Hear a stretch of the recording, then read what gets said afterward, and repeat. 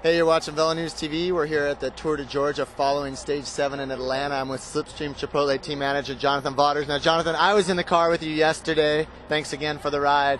And there's been a bit of second guessing about what happened with the high roads, sweets off, up the road, Trent sitting on Levi. You had asked me earlier, do I remember you saying to Trent, and honestly, there was so much commotion, some people may not know that the car was starting to die up the road. I didn't actually hear it, but let's just get the record straight on the communication line between you and Trent, and so people understand what was going on, and maybe people won't second guess what was happening with you and your rider.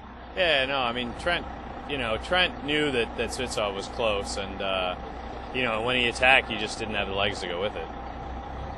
And we said it to Trent, and I don't know how far it's sunk in, but I know he basically just when Svitsov went, he just couldn't go, and the little attack that he put time into Levi, it was a good little sprint for the last 100 meters, but I mean honestly most of that time was Levi kind of giving up because he knew he'd lost the race at that point, and it was more, if you watch, it's more Levi slowing down than it is Trent really speeding up. So it was a great ride by Trent. He's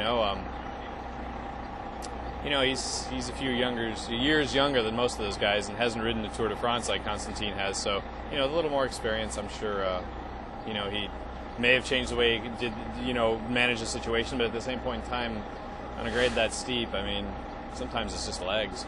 Yeah, and I think that you bring up a good point, because Trent's putting time into Levi, a lot of people saw that as, he still had a little something, and maybe he should have followed Constantine's move, but they don't necessarily, they don't mesh up. I mean, the fact is, Levi slowed down, Trent dug a little time into him, and the other thing too is that people were confused because Trent had thought maybe he had won the race, but it wasn't so much that he didn't know where Constantine was, it's just he didn't know how close it was. I mean, it came down to 4 seconds. Yeah, he didn't know what the time gap was, and that but he knew that Constantine was close, but he just didn't know what the time gap was, between where he finished and where Constantine did. So, which I didn't either. None of us did. Yeah, I mean, even the announcers, everybody involved really thought Trent had taken it. It wasn't until the math was done. It's like, wait a minute, this guy actually snuck away for the win. It's got to be a little bit disappointing, though, to be that close and then watch it slip away like that. No, it's absolutely disappointing. I mean, it is. It's a heartbreaker, but I guess we got to learn something from it. And that's the most I can say is that our team has been based on trying to learn lessons, and and so hopefully there's something to be taken away from this. It's a young team, inexperienced team. Yeah, well, I guess the one thing you did learn too is just how that Trent really did step up to the next level yesterday. I mean, that was a ride that I think impressed everyone. Yeah. No, I mean Trent's going to be a really good Tour de France rider, without a doubt.